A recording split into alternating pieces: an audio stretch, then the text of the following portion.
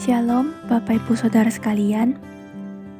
Di doa puasa hari yang kedua ini kita akan merenungkan Yohanes pasal 13 ayat 34 sampai 35. Dan tema doa puasa hari kedua ini diberikan judul Perintah Baru.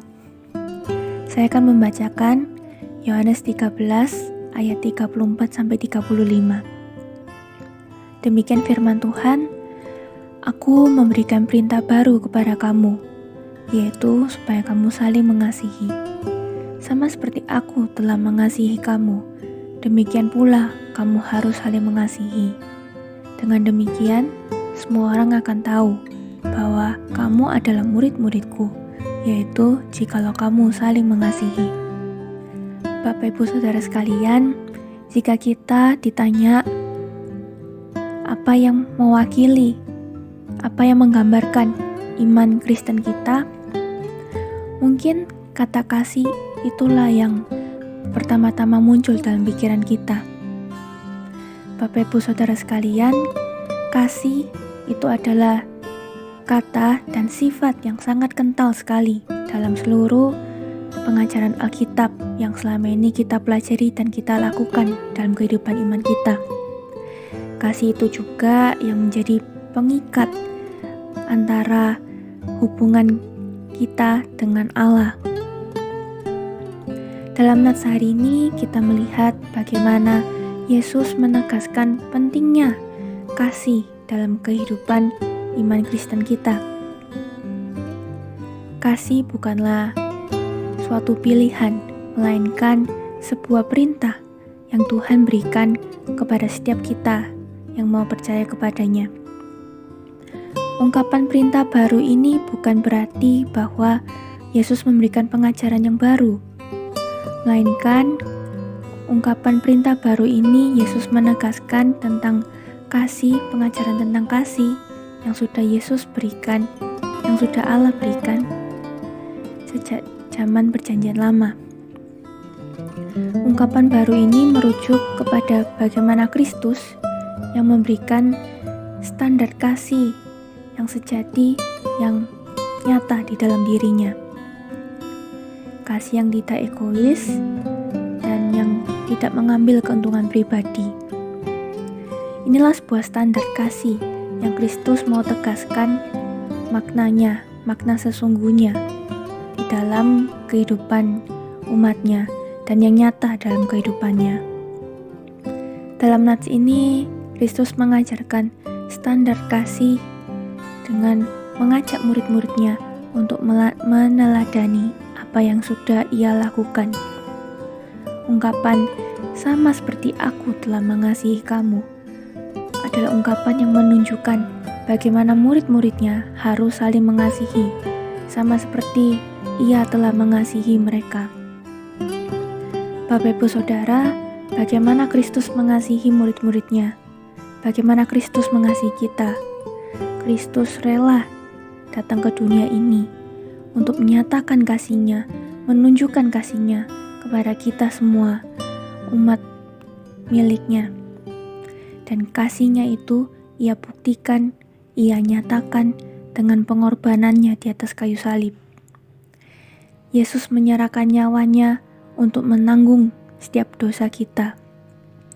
Tubuh dan darah Kristus diserahkan sebagai korban bagi karya penebusan bagi kita orang berdosa, sehingga melalui pengorbanannya, sehingga melalui kasih-Nya itu kita memperoleh keselamatan di dalam Kristus.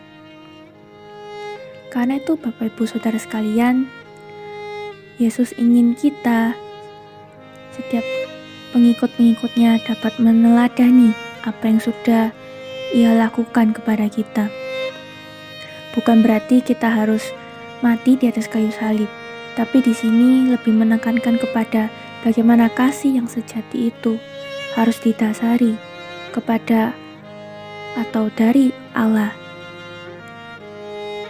Sama seperti Kristus yang telah mengasihi kita dengan taat dan menjalani kehendak Bapa dengan taat, maka kita pun sebagai pengikut-pengikut Kristus juga harus saling menyatakan kasih satu sama lain, harus menyatakan ketaatan kita kepada Tuhan, yaitu dengan menyenangkan hati Tuhan, taat kepada kebenaran firman-Nya, dan tidak lagi tinggal atau tidak lagi menikmati perbuatan dosa.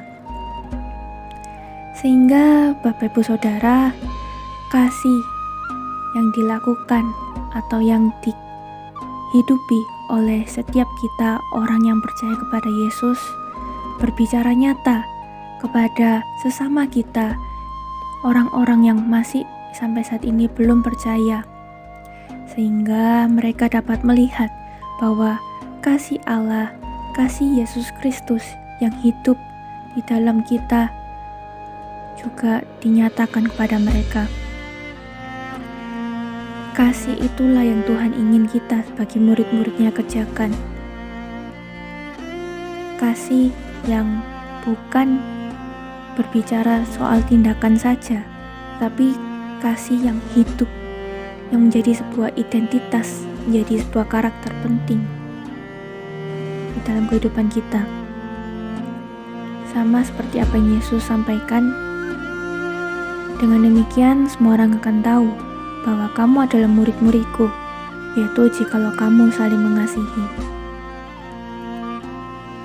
Bapak Ibu Saudara, sudahkah kita hidup saling mengasihi? Sudahkah kita tinggal di dalam kasih Yesus? Dan sudahkah hidup kita memancarkan kasih Kristus? Bapak Ibu Saudara, lagi-lagi kasih yang Yesus maksudkan bukanlah sebuah pilihan, melainkan sebuah kewajiban, sebuah perintah bagi setiap kita yang mau sungguh-sungguh percaya kepadanya. Kasih bukan didasarkan hanya dengan perbuatan saja, tapi benar-benar kita nyatakan dalam kehidupan iman kita sehari-hari. Bapak Ibu Saudara, kiranya Roh Kudus memampukan kita, menolong kita untuk terus hidup di dalam kasih Kristus yang telah menyelamatkan kita dan giat menyatakan kasih ajaibnya di tengah dunia ini, sehingga melalui kehidupan kita, melalui apa yang kita katakan, apa yang kita lakukan, kasih Kristus dapat dikenal oleh semua orang, sehingga semua orang, jiwa-jiwa yang sampai saat ini masih belum percaya kepada Kristus dapat merasakan kasih Kristus, dapat mau percaya kepada Kristus dan menemukan pengharapan yang sejati yang selama ini mungkin mereka cari, yang selama ini mereka rindukan, dan yang dapat mereka rasakan, dapat mereka dapatkan di dalam kasih Kristus saja.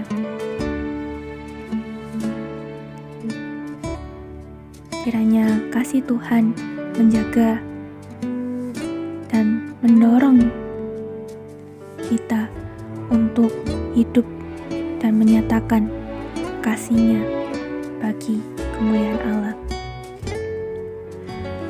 Mari kita bersatu di dalam doa.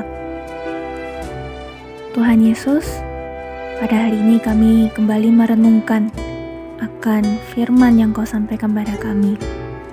Tuhan, kiranya perintah yang Kau sampaikan pada kami ini dapat kami ingat dan kami lakukan di dalam sepanjang kehidupan iman kami.